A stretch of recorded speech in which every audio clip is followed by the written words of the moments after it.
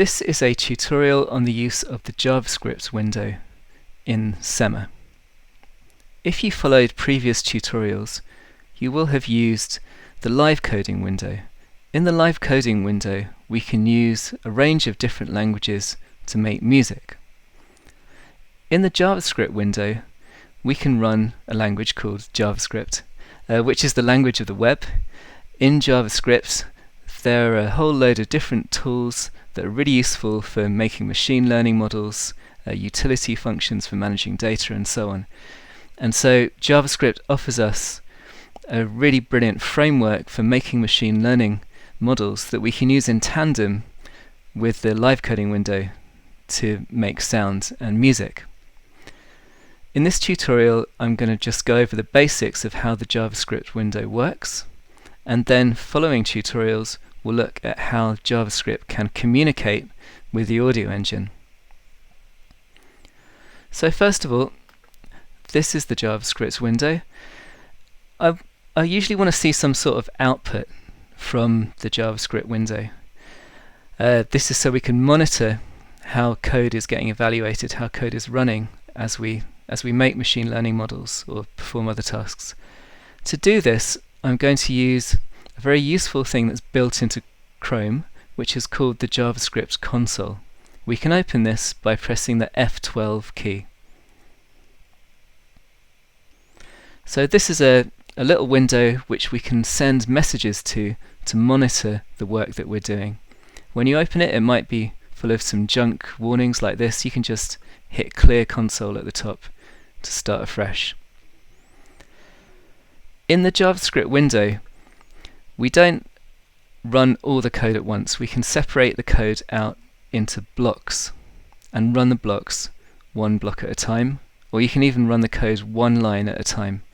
This is really useful.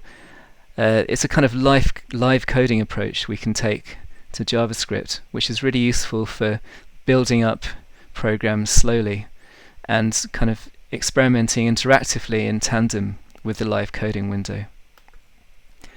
A block in the JavaScript window is indicated because it's divided by a line of underscores. So if you have 3 or more underscores, that will indicate the start or end of a block. As an example of how this works, we have a block of code here. So we have underscores at the top, underscores at the end. If I press Control Enter, it's going to run everything in this block all at once. So we can see in JavaScript this function console.log is something really useful that we need to know. It sends some data to this console for us to look at. So here we're having 6 individual console log messages, and by pressing Control Enter they all run at once and send these individual messages to the console. We can also run these lines individually. So if I press Shift Enter instead of Control Enter, then we just run one line at a time.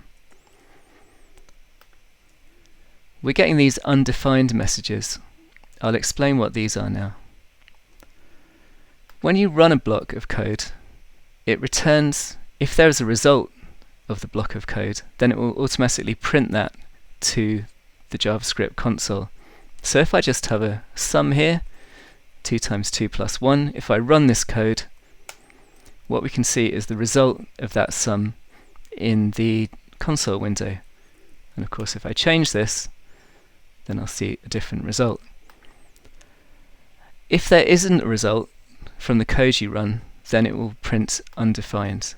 So here, console.log doesn't return any value, it just does something but doesn't give back a value. So that's why we see these undefined messages here.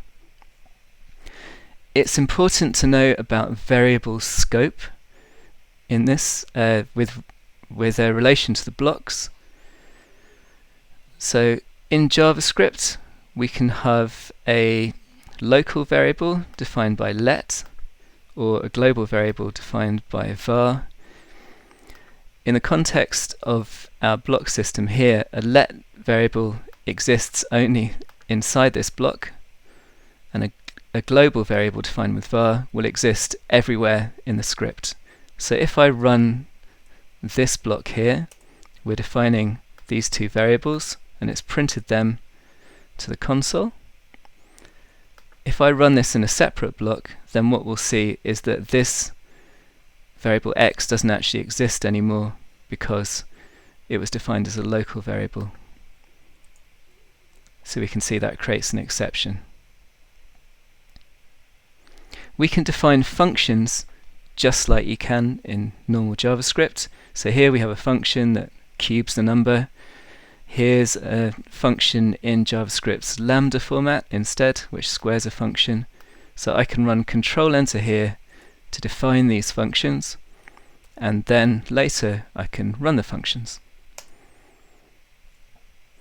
So that's the basics of how we use the JavaScript window, and in the next tutorials we'll look at how you communicate between the JavaScript window and the audio engine.